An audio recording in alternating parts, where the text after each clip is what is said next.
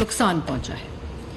اور انہوں نے کہا کہ میرے ساتھ بڑا ہیوملیٹنگ وے میں مجھے ابڈکٹ کیا گیا اسلام آباد ہائی کورٹ سے، جیسے کہ میں کوئی کرمنل ہوں، اور پھر اس کے بعد میرے لائرز اور اسلام آباد ہائی کورٹ کے سٹاف کے سامنے ان کو مارا گیا.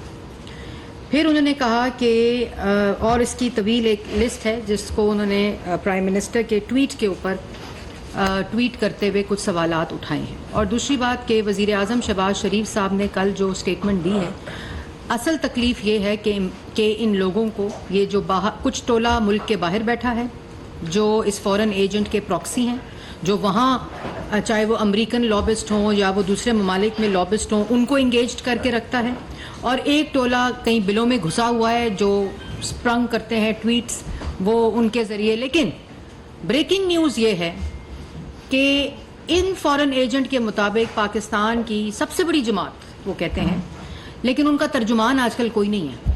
ان کا ترجمان ٹویٹر ہینڈل بنا ہوا ہے.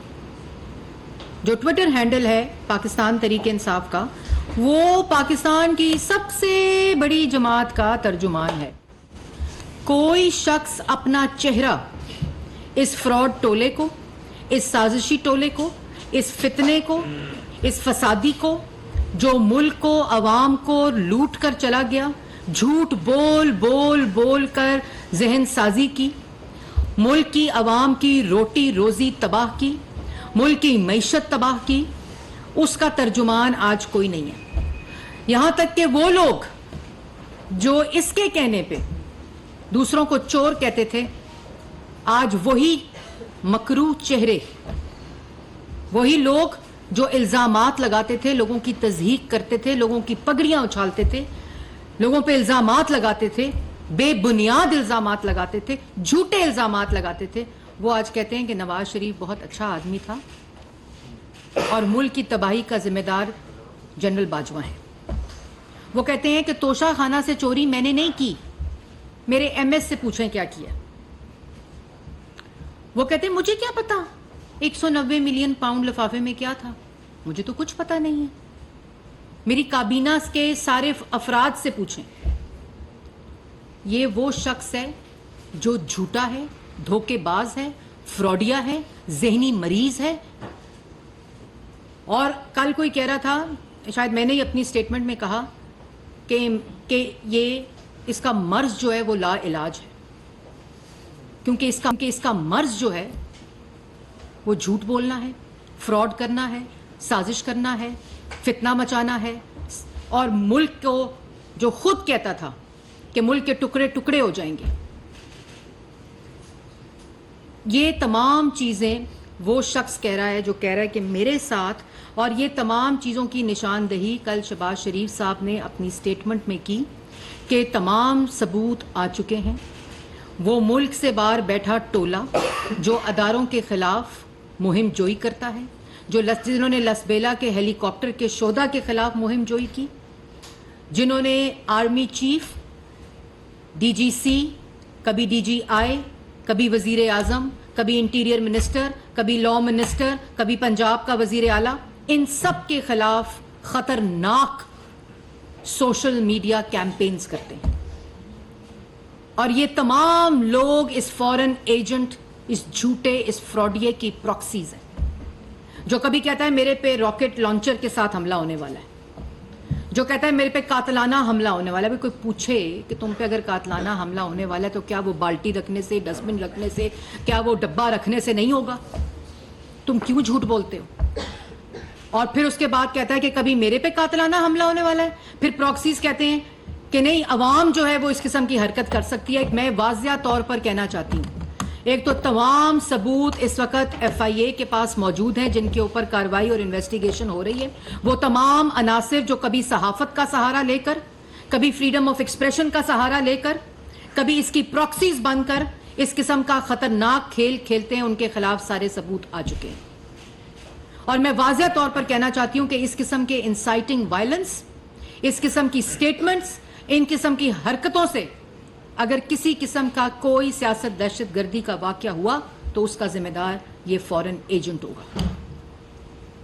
اور پھر کہتے ہیں بے شرم آدمی یہ پوچھتا ہے کہ 9 مئی کا فائدہ کس کو ہوا. Instead of making absurd accusations, the question that Shehbaz Sharif needs to answer is who gained the most from the events of 9th May. جس شخص نے منصوبہ بندی کی, ذہن سازی کی, اس کو پلان کیا, اس کو آرکیسٹریٹ کیا, اس کو امپلیمنٹ کیا, اس کی ڈائریکشن دی, وہ پوچھتا ہے 9 مئی کے واقعے سے کس کو فائدہ ہوا. جو پہلے کہتا تھا 9 مئی کا واقعہ میری گرفتاری کا رد عمل ہے, پھر کہتا تھا یہ ایجنسیز کے لوگ تھے, پھر کہتا تھا ایسے رد عمل تو آئے گا. وہ پوچھتا ہے کہ 9 مئی کے واقعہ جس میں شہداء کی یادگاروں کو جلایا, جس میں وردیوں کو نیچے پھینک کر ٹھڈے مارے, جس میں شہداء کے ایمبلمس کو توڑ کر پھینکا گیا, جس میں ایمبولینسز جلائی گئی, مسجدیں جلائی گئی, اسکول جلائے گئے, ریڈیو پاکستان جلایا گیا, وہ کہتا ہے 9 مئی کے واقعے کا کس کو فائدہ ہوا ہے. 9 مئی کے واقعے کا فائدہ پاکستان کے دشمن کو ہوا ہے, اور اس سازش کو ناکام بنانے کا فائدہ پاکستان کی عوام کو ہوا ہے, پاکستان کو ہوا ہے. اور تمہاری یہ آڈیسٹی کہ تم پوچھو کہ 9 مئی کا واقعہ تم جیسا سازشی, تم جیسا دھبا سیاست کے اوپر جو عوام کے چند نوجوانوں کے ٹولے کو اکساتا ہے, انسائٹ کرتا ہے, انسٹیگیٹ کرتا ہے وائلنس, جو دہشت گردی کا سبق دیتا ہے, وہ پوچھتا ہے 9 مئی کے واقعے کا کس کو فائدہ ہوا ہے. تمہیں شرم آنی چاہیے. اور پھر the humiliating way in which I was abducted from the Islamabad High Court, as if I was some criminal, as if I was some criminal. My lawyers and IHC staff was also beaten up, has been declared completely unconstitutional and illegal by Supreme Court. As if تم واحد شخص ہو پاکستان کی سیاست میں جس نے ہر جرم کیا ہے, اور تمہیں پتا ہے. اسی لیے بالٹی, ڈبہ اور ڈسٹ بن رکھ کے آتے ہو عدالت میں, اسی لیے ہر عدالت میں پھرتے ہو, چکر لگاتے ہو کہ میرے سے سوال تم نہیں پوچھ سکتے. 2014 کا کیس فورن فنڈنگ کا آج تک جواب اس لیے نہیں دیتے کیونکہ تمہیں پتا ہے کہ تم نے انلیگل فورن فنڈنگ کی ہے اور تم اس کے مجرم ہو. ایز اف کی بات کرتے ہو, ایز اف تم قوم کے مجرم ہو, تم شہداء کے مجرم ہو, تم شہداء کی فیملیز کے مجرم ہو, تم توشہ خانہ چور ہو, تم گھڑی چور ہو, تم نے 190 ملین پاؤنڈ کا ڈاکہ ڈالا ہے, تم نے ملک کے اندر نفرت, انتشار, فساد اور فتنہ پھیلانے کے تم مجرم ہو. تم پوچھتے ہو as if I am a criminal. ہر وہ جرم, ہر وہ الزام جو تم نے دوسروں پر لگایا جھوٹ بول بول کر, اس کے مجرم تم ہو. اور جو مجرم ہوتا ہے, جو جھوٹا ہوتا ہے, وہ صرف جواب نہیں دیتا. اور اس کے بعد تم کہتے ہو کہ تمہارے ساتھ اس طرح کی زیادتی ہوئی ہے جیسے تم کوئی مجرم ہو. زیادتی میں تمہیں بتاتی ہوں کیا ہوتی ہے. زیادتی ہوتی ہے 3 دفعہ کے منتخب وزیر اعظم کو پینما کا سہارا لے کر اقامہ بنا کر اس کو اس کی بیٹی کے ساتھ جیل میں ڈال دو, اسے گدا نہ دو, اسے چادر نہ دو, اسے دوائی نہ دو, اسے ڈاکٹر کی ایکسس نہ دو, اور باہر امریکہ میں کھڑے ہو کر کہو کہ میں واپس جا کے اس کا اے سی اتاروں گا, میں اس کا ہیٹر اتاروں گا. اور اس کے بعد تم اس کی بیٹی کو ساتھ والے سزائے موت کی چکی میں رکھو والد کے ساتھ, اور تم کو پتا تھا کہ تم جھوٹا الزام لگا رہے ہو اس کے اوپر. اس کے بعد تم شہباز شریف صاحب کو, اپوزیشن لیڈر کو, اپنی فرنٹ 2 روز کے ساتھ سزائے موت کی چکیوں میں رکھو. کبھی صاف پانی میں بلاؤ تو آشیانہ میں گرفتار کرو, ان کی بیٹیوں کے گھروں میں ریڈ کرو, ان سول کپڑوں پہنا کر عدالتوں میں ان کو دھکے مرواؤ. زیادتی تمہارے ساتھ ابھی ہوا کیا ہے؟ اور اس کے بعد تم مریم نواز شریف کو, جب وہ نواز شریف صاحب سے جیل میں ملنے آئے, ان کو تم دوبارہ گرفتار کرو, ان کو نیب کی کسٹڈی میں دو, وہاں ان کے کمرے میں کیمرے لگا کر اپنے موبائل فون پر ان کی ویڈیوز دیکھو. تمہیں کیا پتا زیادتی کیا ہوتی ہے, اور کسی کی بیٹیاں, بہنیں اور بچیاں کیا ہوتی ہیں؟ تمہیں کیا پتا کہ ہیوملیٹنگ اور انسلٹنگ وے کیا ہوتا ہے؟ کیونکہ ہم باوقار لوگ تھے, ہمیں پتا تھا ہم نے کوئی جرم نہیں کیا, اس لیے ہم نے واویلا نہیں مچایا, اس لیے ہم نے ڈبے, کنستر, ڈسٹ بنس اور بالٹیاں رکھ کے عدالتوں میں پیش نہیں ہوئے, سر اونچا کر کے ہر عدالت میں پیش ہوئے. حمزہ شہباز کو تم نے 2 سال جیل میں رکھا, اس کی بیٹی سے نہیں ملنے دیا, اس کی فیملی سے نہیں ملنے دیا, اس کو کسی قسم کے پہلے وکلا کی ایکسس نہیں دی, جب وکلا کی ایکسس دی تو اس کے بعد سزائے موت کی چکی میں شفٹ کر دیا. تمہیں کیا پتا زیادتی کیا ہوتی ہے.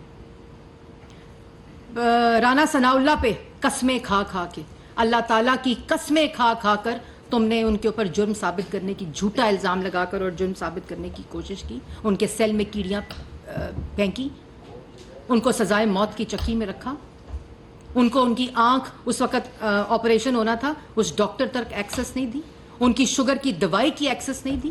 شہباز شریف کو جیل میں رکھ کر کہتا تھا نماز پڑھنے کے لیے کرسی نہیں دینی, دوائی نہیں دینی, ڈاکٹر کی ایکسس نہیں دینی, میڈیکل رپورٹس کی ایکسس نہیں دینی. تمہیں کیا پتا زیادتی کیا ہوتی ہے.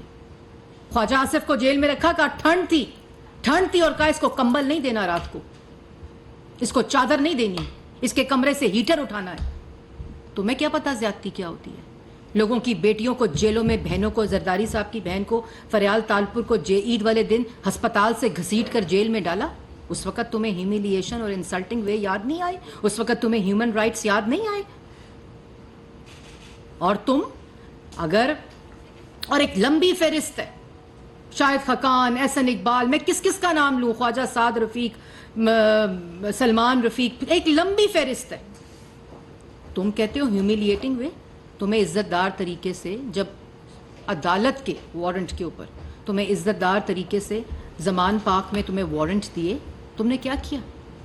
تم نے رینجرز اور پولیس والوں پر پیٹرول بم پھیلوائے جس کی تربیت تم زمان پاک کے اندر نوجوانوں اور خواتین کو دے رہے تھے. جب تمہارے ہاتھ میں جا کے وارنٹ دیا تو تم نے کہا اٹیک, اور جس کی تم مہینے سے تربیت دے رہے تھے, اس کی پلاننگ کر رہے تھے, تم نے زمان پاک میں پیٹرول بمز کے ذریعے رینجرز اور پولیس والوں کے سر پڑوائے, ان کی گاڑیاں توڑوائیں, ان کو پیٹرول بم سے ان کا استقبال کیا. تم کہتے ہو ایبڈکٹ کیا گیا تمہیں اسلام آباد ہائی کورٹ سے. مجرموں کو پھر ایسے ہی ایبڈکٹ کیا جاتا ہے جو قانون کی خلاف ورزی کر رہے ہوتے ہیں اور قانون سے بھاگ رہے ہوتے ہیں. اور یہ ہم نے نہیں کیا, یہ عدالتی آرڈر تھا. خواتین کو, بچوں کو, بہنوں کو زمان پاک کے باہر ڈھال بنا کر تم خود بلوں میں اور چارپائی کے نیچے گھسے رہے. لوگوں کی بیٹیوں کے ساتھ یہ سلوک کر کے آج تم کہتے ہو کہ ایبڈکٹڈ اور ہیومیلیشن ہوئی تھی, اور پھر کہتے ہو کہ سپریم کورٹ نے اس کو انکانسٹیٹیوشنل ڈکلیئر کیا. سپریم کورٹ نے انکانسٹیٹیوشنل ڈکلیئر نہیں کیا. اسلام آباد ہائی کورٹ نے اس گرفتاری کو کانسٹیٹیوشنل ڈکلیئر کیا تھا. پھر سپریم کورٹ کے اندر اس بینچ نے, جس کی سربراہی چیف جسٹس آف پاکستان کر رہے تھے, جنہوں نے پہلی دفعہ کسی مجرم کو ججز کے کوریڈور سے گزروایا تھا اور پچھلے گیٹ سے وی آئی پی گاڑی میں لے کر آئے تھے, اور جب وہ مجرم کٹہرے میں آیا جو شہداء کے یادگاریں جلا کر گیا تھا, اسکول, ہسپتال, ایمبولینسز جلا کے گیا تھا, مسجدیں جلا کر گیا تھا, میٹرو اسٹیشن جلا کے گیا تھا, اس کو کہا تھا good to see you and wishing you good luck. یہ سپریم کورٹ نے نہیں کہا تھا, یہ انہوں نے کہا تھا. اور اسلام آباد ہائی کورٹ نے 2 دن پہلے تمہاری گرفتاری کو کانسٹیٹیوشنل ڈکلیئر کیا تھا. تم کہتے ہو کہ اچھا, اس کے بعد کہتے ہیں کہ جو منی لانڈررز ہیں ان کی جو منی لانڈرنگ کی ہوئی ہے وہ جلد جلد ثابت آ جائے گی. او بھائی 2011 سے یہ کہنا شروع کیا تم نے, 4 سال اس کرسی پہ مسلط رہے, تمام ریاست کی طاقت کو استعمال کیا, تمام لوگوں کو جیلوں میں ڈالا ہے, تمام لوگوں کے اوپر کیسز چلائے ہیں, تمام حکومتی ریکارڈ تمہارے پاس تھا. این سی اے کو تم نے اپروچ کیا, یہاں لا کر تم نے این سی اے کے لوگوں کو نیب کی جو کسٹڈی تھی وہاں اپروور سے ملوایا, جھوٹے اپروور سے ملوایا. اس کے بعد این سی اے کو تم نے اپروچ کیا, این سی اے نے کہا کوئی کرپشن, کوئی کک بیک, کوئی منی لانڈرنگ, کسی قسم کا کوئی شائبہ نہیں.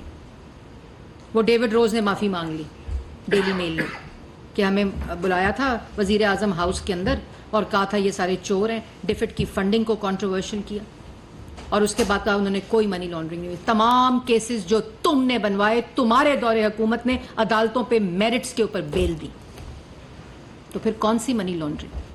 اگر منی لانڈرنگ کی تھی نواز شریف نے کی تھی, شہباز شریف نے کی تھی, مسلم لیگ نون کی قیادت جس کو تم نے جیلوں میں ڈالا تھا, تو پھر یہ جو اربوں روپے کی منی لانڈرنگ کا ذکر کرتے ہو اس کو ثابت کیوں نہیں کیا؟ آج نیب کے پروسیکیوٹر کھڑے ہوتے ہیں, نیب کے وکلا کھڑے ہوتے ہیں اور کہتے ہیں کہ ہمارے پاس کوئی ثبوت نہیں ہے.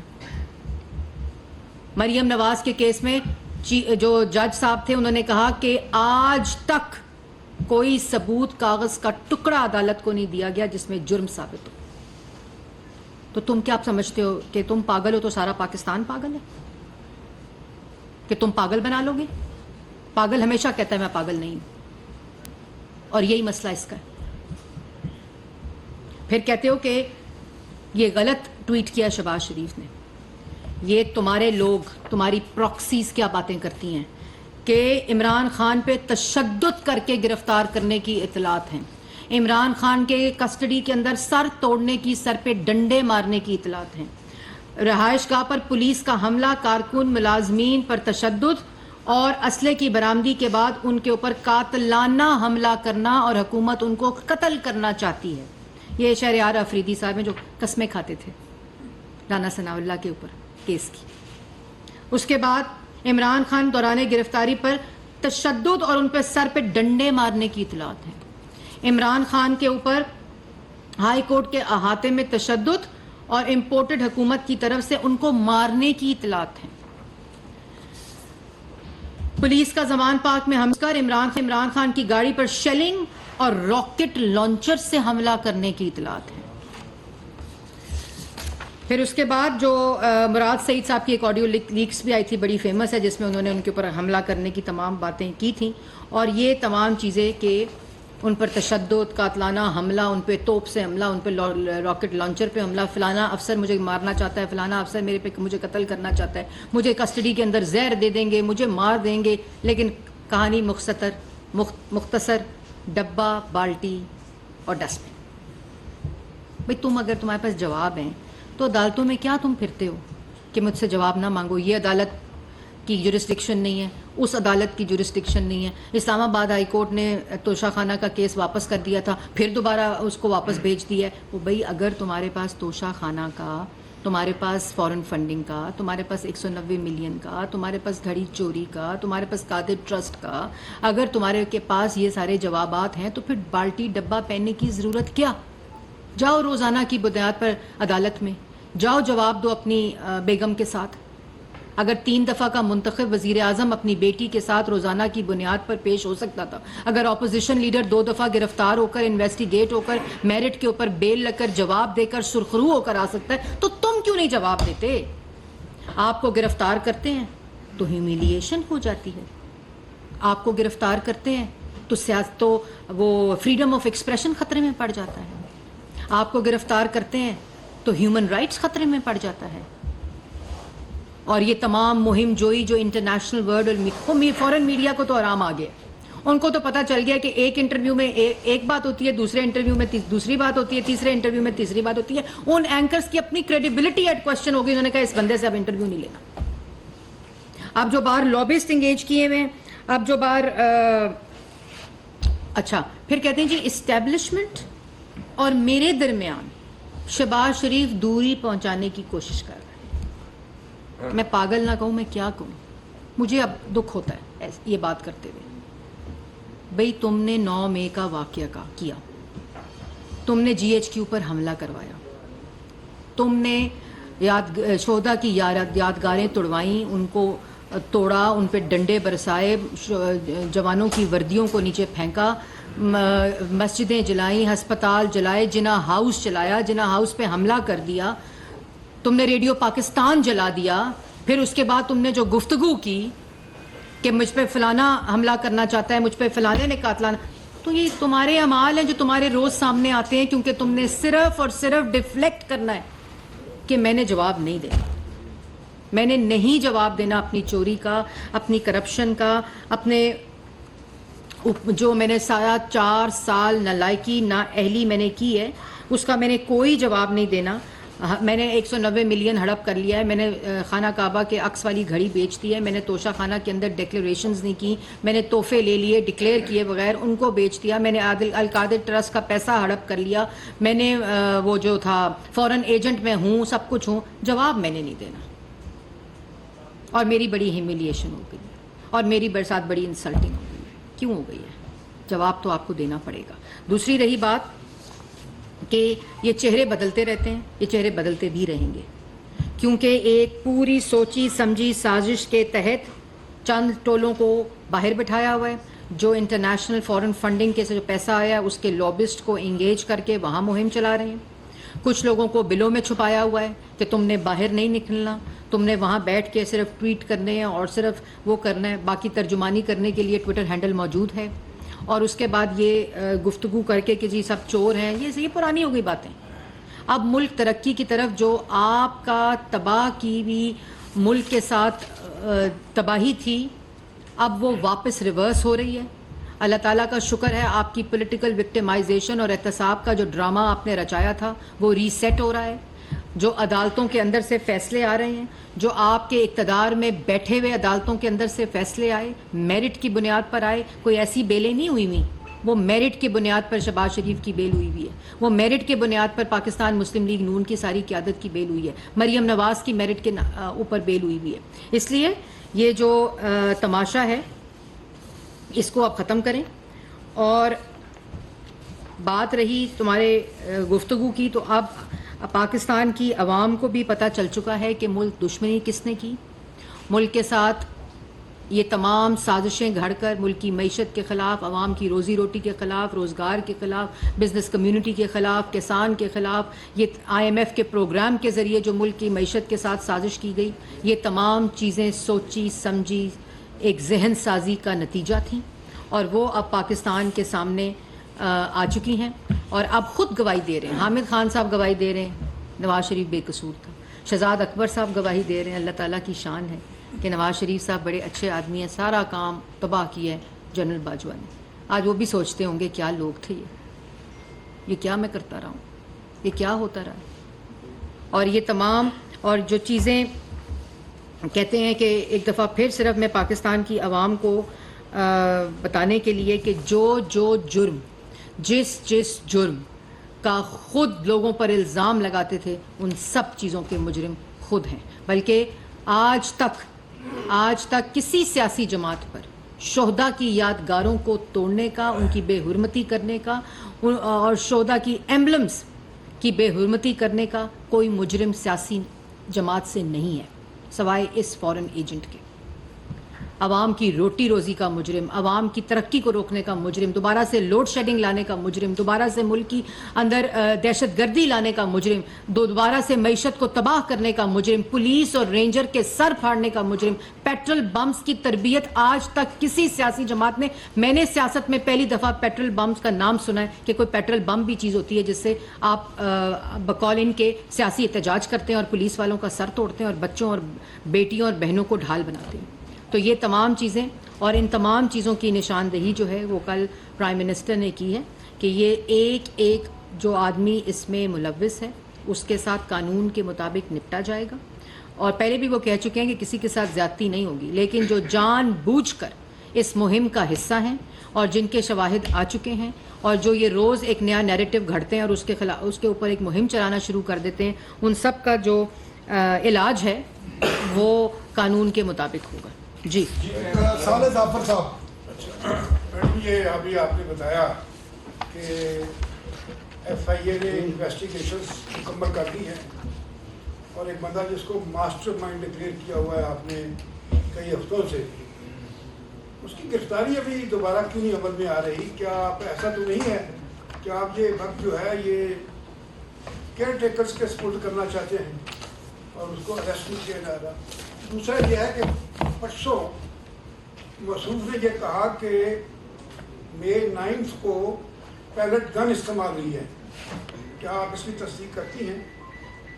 اور اس کے علاوہ یہ بھی انہوں نے کہا کہ جب سپریم کورٹ نے ان کو بتایا کہ یہ واقعات ہوئے ہیں تو میں نے اس کی وہیں مذمت کر دی تھی, کیا یہ درست ہے؟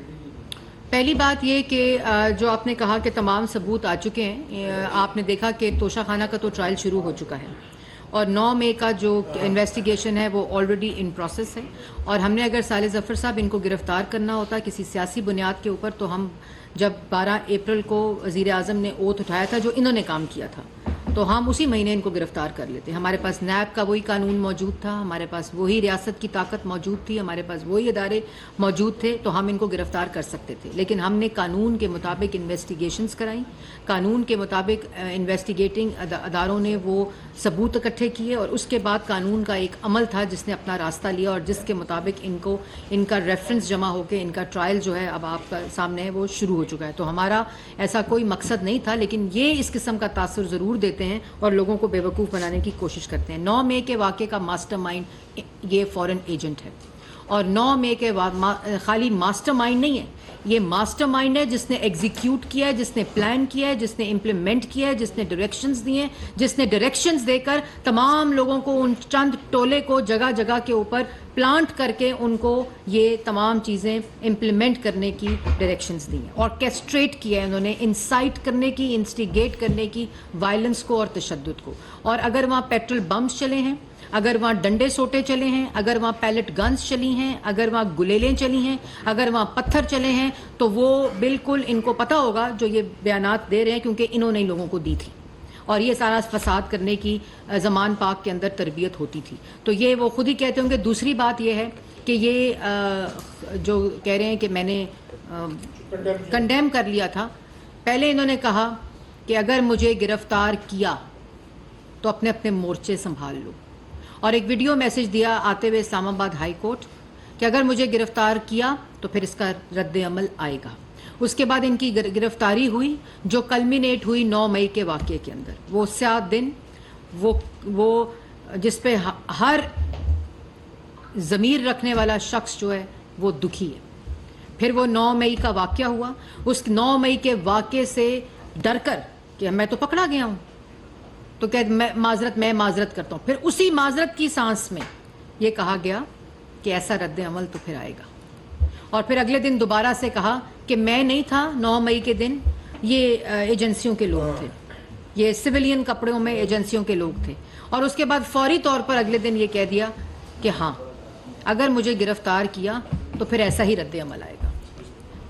اویس کیانی صاحب, میں یہ بتایا کہ آرمی چیف کے خلاف سوشل میڈیا پر جو قاتلانہ حملے کی جو مہم ہے وہ کس نے چلائی ہے, کیا آپ ان کرداروں کے نام دینا چاہتے ہیں؟ دیکھیں یہ کرداروں کے نام ایک نہیں ہے یا 2 نہیں ہے, یہ پراکسیز ہیں, اور یہ ان کا اندر سے وہ جو ملک دشمنی کا عنصر ہے وہ روز اس کو ایک نئی وہ ملتی ہے جب ان کا جو ماسٹر مائنڈ ہے وہ ان کو حکم دیتا ہے کہ آج تم نے اس چیز پر بات کرنی ہے.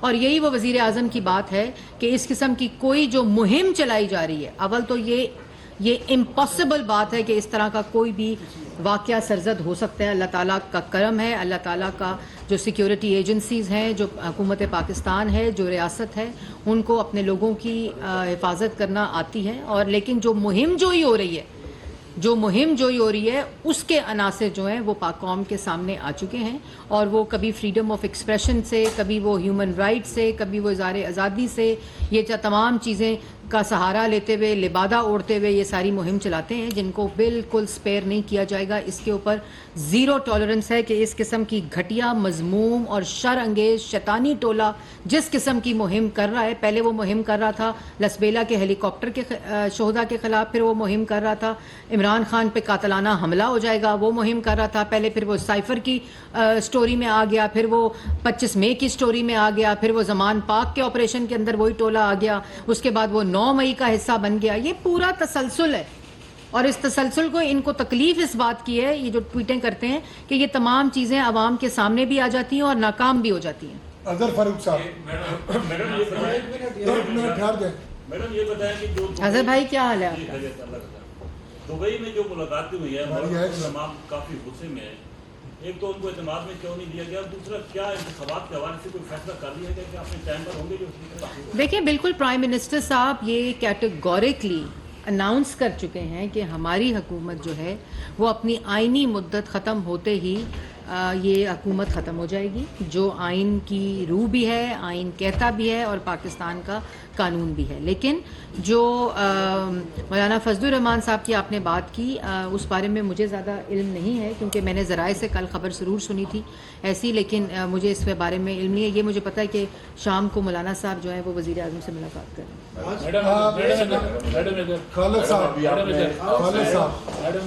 میڈم سوشل میڈیا پہ اندرون ملک کو جو لوگ پراپیگنڈا کر رہے ہیں ان کے خلاف تو کارروائی ہوئی، اب جو بیرون ملک بھی پراپیگنڈا کر رہے ہیں، کیا کوئی ایسا لا موجود ہے کہ ان حکومتوں سے رابطہ کیا جائے تاکہ ان لوگوں کے خلاف؟ ان حکومتوں سے آپ نے دیکھا کہ ایک خبر آئی ہے کہ جنہوں نے پاکستانی ہائی کمیشن یو کے اوپر حملہ کیا تھا، یہ 9 مئی کے جو شیطانی عناصر تھے، تو وہاں یو کے کی پولیس نے ان کے اوپر فرد جرم عائد کر دیا ہے اور وہاں قانون کے مطابق ان کے خلاف انکوائری اور انویسٹیگیشن ہوگی. تمام قوانین جو موجود ہیں پی ٹی اے کے اندر بھی موجود ہیں، ایف آئی اے کے اندر بھی موجود ہیں، اور انہی کو قوانین کو دیکھتے ہوئے یہ کوئی قانون، یہ کوئی ریاست، یہ کوئی ملک اجازت نہیں دیتا کہ آپ باہر بیٹھ کر اپنے ہی ملک کے خلاف، اور یہی وہ عناصر تھے. آپ کو یاد ہوگا جس وقت آئی ایم ایف کا معاہدہ قریب آنے لگتا تھا تو یہی اسپوکس پرسن اور ماؤتھ پیسز جو پراکسیز ہیں اس فورن ایجنٹ کی، وہ بولنا شروع کر دیتے تھے. اب آئی ایم ایف کا معاہدہ اللہ تعالیٰ کے فضل و کرم سے وزیر خزانہ اور وزیر اعظم شہباز شریف صاحب کی پوری جو ایک ویژن کے مطابق، ایک اسٹریٹجی کے مطابق وہ ہو چکا ہے. اب جی ایس پی پلس کے پیچھے پڑ گئے ہیں. پھر جی کہ بڑا تاج پہنائے ان کو کہ آئی ایم ایف ان کو ملنے آ رہا ہے. یہ وہ لوگ جشن منا رہے تھے جو کہتے تھا کہ میں کیا کر لوں گا، خودکشی کر لوں گا اور میں آئی ایم ایف نہیں جاؤں گا. یہ سیاسی بے روزگار، سیاسی یتیم، جن کی سیاسی دہشت گردی پاکستان کی عوام کے سامنے یہ چہرے بے نقاب ہو چکے ہیں، وہ اب یہ پاگل پن کی باتیں کرتے ہیں. اور یہ میں نے کہا ہے کہ یہ ان کا جو علاج ہے، جو ان کا مرض ہے، وہ کسی پاگل خانے میں ہو سکتا ہے. اور یہ ان کا جو جھوٹ بولنے کا، فساد کرنے کا، سازش کرنے کا، فتنہ مچانے کا، فراڈ کرنے کا، جو غلط بیانی کرنے کا مرض ہے، یہ لا علاج ہی رہے گا.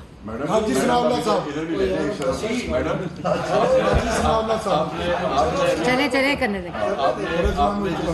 عمران خان کے حوالے سے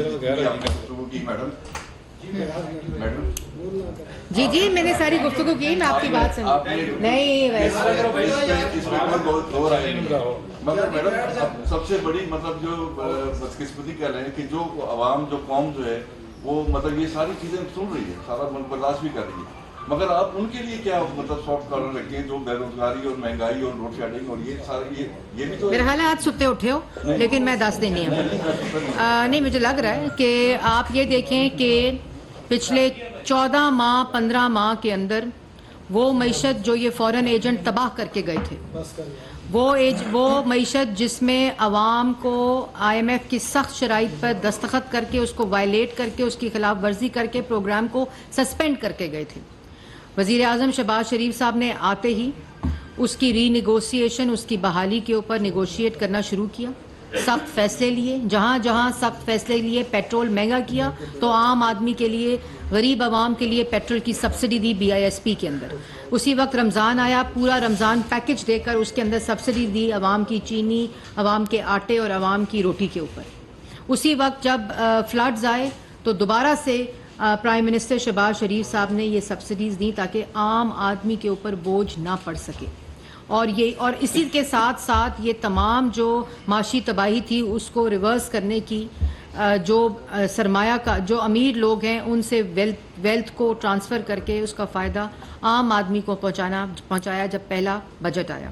اس کے بعد ایک پورا تسلسل ہے کہ کس طرح شہباز شریف صاحب نے معیشت کو تقویت دینے کے لیے، استحکام دینے کے لیے، عام آدمی کو ریلیف دینے کے لیے پورا ایک تسلسل کے ساتھ ایک پلان اور ویژن دیا، جس کی کلمنیشن آئی ایم ایف کے پروگرام کی ایک کامیاب نیگوسیشن کے اندر ہوئی اور وہ پروگرام بحال ہوا. اور فوری طور پر اس کا جو پاکستانی روپی کے اوپر اور اس کا ڈالر پیرٹی کے اوپر جو فرق آیا ہے وہ آپ کے سامنے ہے. اسٹاک ایکسچینج کے اوپر جو فرق آیا آپ کے سامنے ہے. یہی وہ انسٹرومنٹس ہیں جس کے ذریعے جو عام آدمی ہے اس کی مہنگائی کم ہوگی، اس کے لیے روزگار کے مواقع پیدا ہوں گے. اور یہ جو اکنامک ریوائول کا پلان ہے یہ انہی جاب کریشن اور مہنگائی کو کم کرنے کے لیے اور عام آدمی کو بینیفٹ دینے کے لیے. اس میں جو سب سے بڑا پروگرام پرائم منسٹر کا فلیگ شپ پروگرام ہے وہ کسان پیکج تھا، جس کے اندر کسانوں کو, چھوٹے کسانوں کو جو ٹیوب ویلز ہیں ان کو سولر پہ کنورژن کر کے, کھاد کے اوپر سبسڈی دے کر, اس کے بعد جو بجلی کے ٹیرفس کو کم کر کے اس کو فکس ریٹ کے اوپر کر کے, یہ تمام وہ فہرست ہے جس کے لیے شہباز شریف صاحب نے عام آدمی کو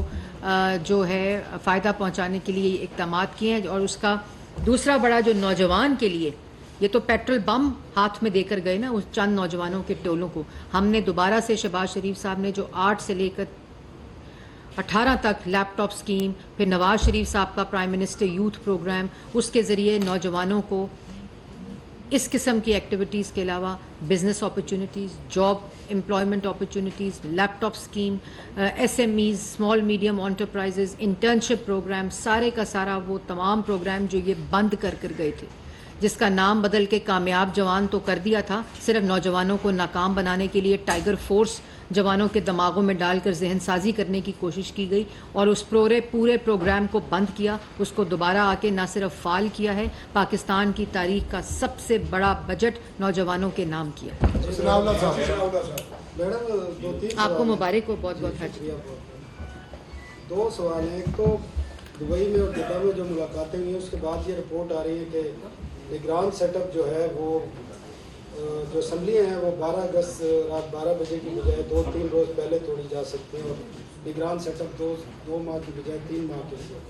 تو یہ کلیئر کر دیں. اور دوسرا, نگران سیٹ اپ پر کنسلٹیشن کب سے شروع ہونی ہے اور اس کا کیا موڈ آف ہوگا شروع کرنے کا. اور آخری سوال یہ ہے کہ IMF سے جو پولیٹیکل جماعتوں کی ملاقاتیں ہوئی ہیں, جس میں آپ کی بھی جماعت کی ہوئی ہے اور PTI کی بھی ہوئی ہے, اور PTI کی طرف سے یہ بھی آیا ہے کہ انہوں نے ڈیمانڈ کی ہے کہ ہیومن رائٹس کا ایشو بھی اٹھایا اور الیکشن کا بھی, تو آپ کی جماعت نے بھی کوئی پولیٹیکل کمٹمنٹس کیے ہیں IMF کے ساتھ, اور یا PTI کی جو ڈیمانڈس تھیں ان پر کوئی بات چیت ہوئی ہے IMF کے ساتھ؟ دیکھیں, PTI میں آپ کے آخری سوال سے شروع کرتی ہوں کہ PTI کے ساتھ تو وہ میرے اس کے مطابق ملنے گئے تھے کہ اللہ کا واسطہ ہے اب معیشت کے ساتھ یہ کھیل نہ کھیلنا. یہ جو پروگرام اب ایک ڈگر پر چلا گیا ہے, اس کے ساتھ اب کوئی خط لکھوا کر سازش نہ کرنا. اس ملک کی معیشت کو استحکام اور ترقی دلوانے دو. تم اپنے شر کے ذریعے, تم اپنی شیطانی کے ذریعے اور اپنی سازش کے ذریعے اس پروگرام کو اور IMF کے پروگرام کو اور ملک کی معیشت کے ساتھ کھیل نہ کھیلنا. تو یہ تو وہ ترلے منتیں کرنے گئے تھے عمران خان صاحب کی. دوسری, وہ جماعتوں سے ملے, بالکل پیپلز پارٹی سے بھی ان کی بات ہوئی. الیکشن کا منتھ ہے, ایک پروگرام کا 9 ماہ کا ٹرانزیشن پیریڈ ہے, اور اس کے اوپر جو ہماری جماعت ہے اس کے ساتھ اسحاق ڈار صاحب ان کے ساتھ ڈائریکٹلی انٹریکٹ کرتے ہیں. اور جب یہ اسٹاف لیول اگریمنٹ کی بات ہو رہی تھی, اور اب جو بورڈ میٹنگ ہے پرسوں, اس میں تو وہ ہر روز روزانہ کی بنیاد پہ اسحاق ڈار صاحب کے ساتھ ان کا رابطہ رہتا ہے, جس میں وہ چیزیں اپڈیٹ بھی کر رہے ہوتے ہیں, اور جس طرح بورڈ میٹنگ قریب آ رہی ہے اس کی تفصیل بھی بتا رہے ہوتے ہیں. تو یہ ایک ایسا عمل ہے جو کہ ایک فطری عمل ہے جو مکمل ہوا ہے. دوسری بات آپ نے کی دبئی کی ملاقاتوں کی اور مدت کی اور الیکشن کی, تو میں اور نگران سیٹ اپ کی. تو یہ تمام باتیں دبئی کی ملاقاتوں کے اوپر نہ میں نے کوئی آفیشیل سٹیٹمنٹ دی ہے, کیونکہ ایک پرائیویٹ وزٹ پہ نواز شریف صاحب گئے تھے. ذرائع سے ضرور خبریں آئی ہیں جن کو ٹی وی چینلز نے بھی چلایا, لیکن کوئی مصدقہ اطلاع جو ہے وہ ابھی تک نہیں آئی. پرائیویٹ وزٹ پہ تھے نواز شریف صاحب. اور دوسری بات یہ کہ پاکستان کی عوام کے سامنے آئینی مدت مکمل ہونے پہ یہ حکومت ختم ہو جائے گی, جس طرح کے وزیر اعظم شہباز شریف صاحب کیٹیگوریکلی بتا چکے ہیں.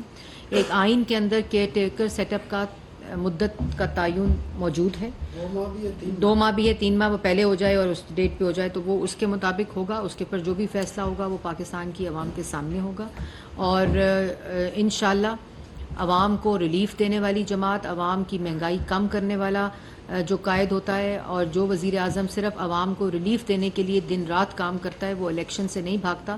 لیکن جس نے چوری کی ہوتی ہے, جھوٹ بولا ہوتا ہے, فراڈ کیا ہوتا ہے, آج اگر عوام کے پاس جائیں گے تو 1 کروڑ نوکری اور 50 لاکھ گھر تو مانگے گی نا عوام. یہ تو کہے گی کہ IMF کے پاس کیوں گئے تھے, خودکشی کر لیتے, اس سے بہتر تھا. خود کہتے تھے, میں نہیں کہہ رہی.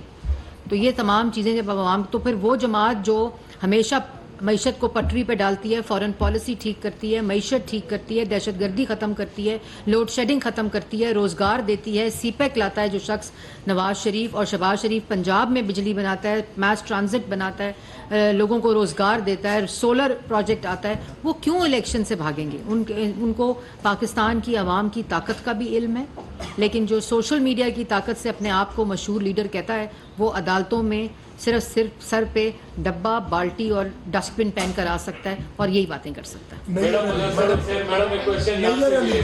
جی مدثر, میڈم پہلا کوشچن میرا آپ سے پہلا یا ایک ہی کریں؟ کوشش ہوگی وہ شارٹ ہو. میڈم آپ کی گفتگو میں آپ نے پی ٹی آئی کے کئی رہنماؤں کو ان کے اسٹیٹمنٹس کو کوٹ کیا, جس سے تاثر ملتا ہے جیسے نون لیگ یہ سمجھتی ہے کہ پاکستان کی کرنٹ میس کے جو ذمہ دار ہے وہ جنرل باجوہ صاحب ہے, تو کیا ان کے خلاف بھی کوئی کارروائی ہونے جا رہی ہے؟ بیکاز کیونکہ عمران خان کو لانچ کرنے والے جنرل باجوہ ہی تھے اور پورا کریڈٹ باجوہ صاحب کو جاتا ہے. دوسرا کوشچن یہ کہ میاں محمد نواز شریف صاحب لندن سے دبئی آئے, دبئی سے وہ سعودیہ گئے, پھر انہوں نے ایک طویل فلائٹ لی اور دوبارہ لندن چلے گئے.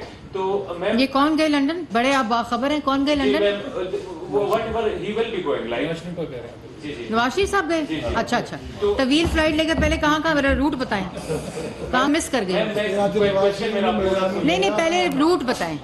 کوشچن میں پوچھ رہا ہوں آپ سے پہلے, اگر وہ لندن جا سکتے ہیں, سپوز اگر ہی از گوئنگ ٹو لندن نا, تو وہ کیا وجہ ہے کہ یا کون سی چیز ہے جو ان کے پاکستان آنے میں حائل ہو رہی ہے؟ مطلب وائی ایزنٹ ہی کم؟ کوئی چیز حائل نہیں ہو رہی. آپ کو کس نے کا چیز حائل ہو رہی ہے؟ آپ روٹ بتا رہے ہیں اتنا لمبا کہ وہ پہلے وہاں سے وہاں گئے, پھر وہاں سے اندر آئے, پھر وہ واپس وہاں سے لمبی فلائٹ لے کر وہاں گئے.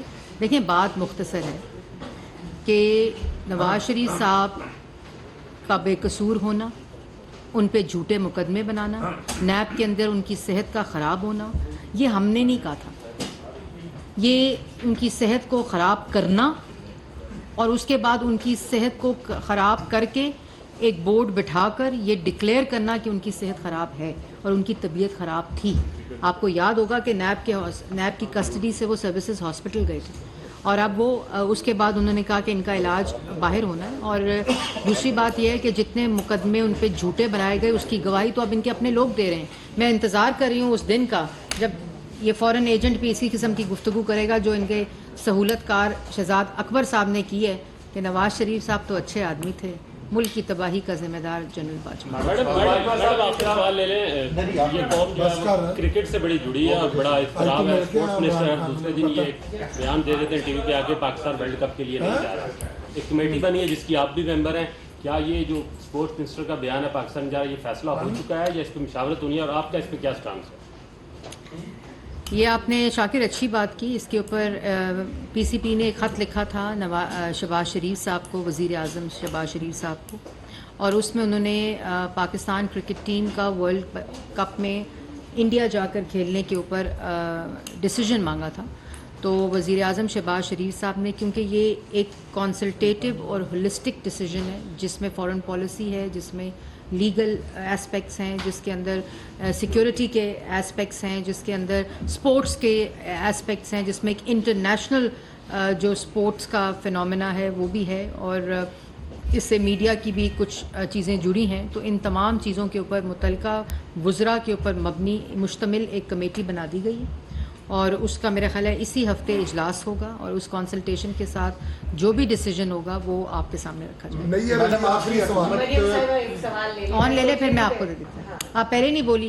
جی میڈم, آپ کی حکومت کو تقریباً 1 ماہ رہ گیا ہے جو آئینی طور پہ, اور اطلاعات یہ ہے کہ بیوروکریسی نے جو ہے وہ کام سلو کر دیا ہے, اور اب وزراء کے آرڈرز کو اس انداز میں نہیں مانا جا رہا جیسے پہلے مانا جا رہا تھا. تو اس پہ آپ کیا رسپونڈ کریں گے؟ کون مانا جا رہا تھا؟ دوبارہ بتا رہے. اچھا جی, مجھے نہیں پتا کون سی بیوروکریسی کون سی وزیروں کی بات نہیں مان رہی.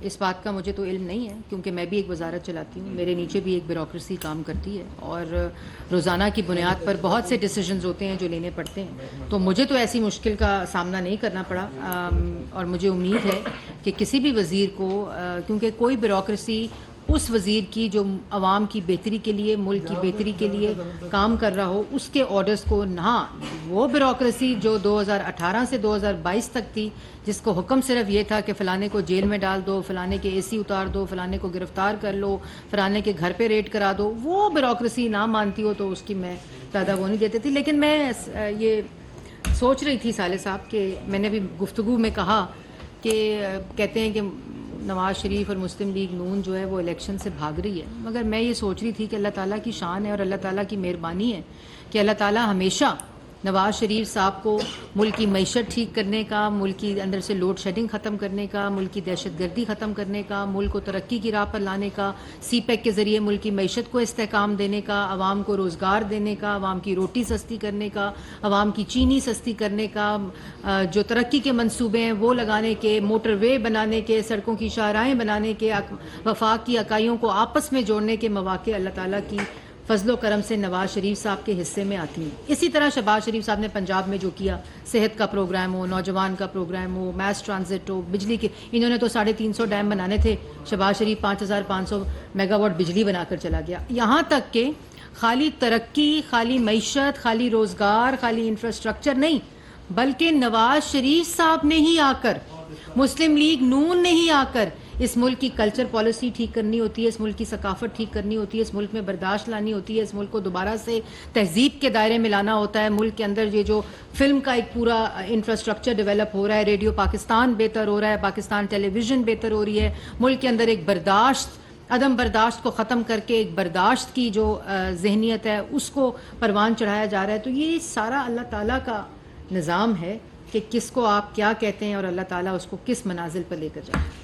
وہ جو عام انتخابات کی آپ نے ابھی بات کی اور کے فگر سیٹ اپ کی بھی بات آپ کر رہی ہیں اور یہ اعلان ہو چکا ہے کہ اب وقت پر ہوں گے انتخابات، اس کے ساتھ ہی ایک پروپیگنڈا جو ہے اس وقت سر اٹھا رہا ہے اور ہر طرح سے یہ بازگشت آ رہی کہ جو بچی کچی تحریک انصاف ہے اس پر پابندی لگائی جائے گی، اگر وہ کہیں الیکشن میں کھڑا ہونا چاہیں گے تو ان کو کھڑا نہیں ہونے دیا جائے گا.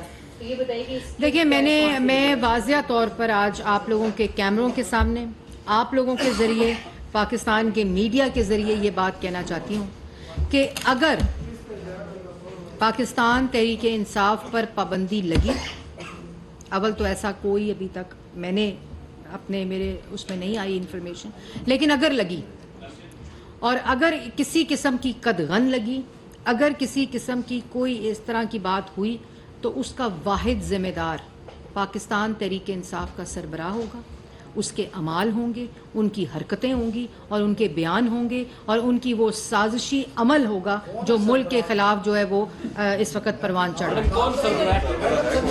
فورن ایجنٹ. اس وقت اسلام آباد میں وزیر اطلاعات مریم اورنگزیب نیوز کانفرنس کر رہی ہیں. ان کا کہنا تھا کہ اگر سیاسی بنیاد پر گرفتار کرنا ہوتا تو حکومت کے پہلے مہینے میں ہی گرفتاری کر لیتے. ہم نے قانون کے مطابق ثبوت اکٹھے کیے، اس کے بعد ٹرائل شروع ہوا. اور انہوں نے کہا کہ 9 مئی کے واقعے کا نہ صرف ماسٹر مائنڈ ہے بلکہ ہر عمل میں ملوث ہے. کہا کہ گرفتار کیا گیا تو اپنے اپنے مورچے سنبھالو.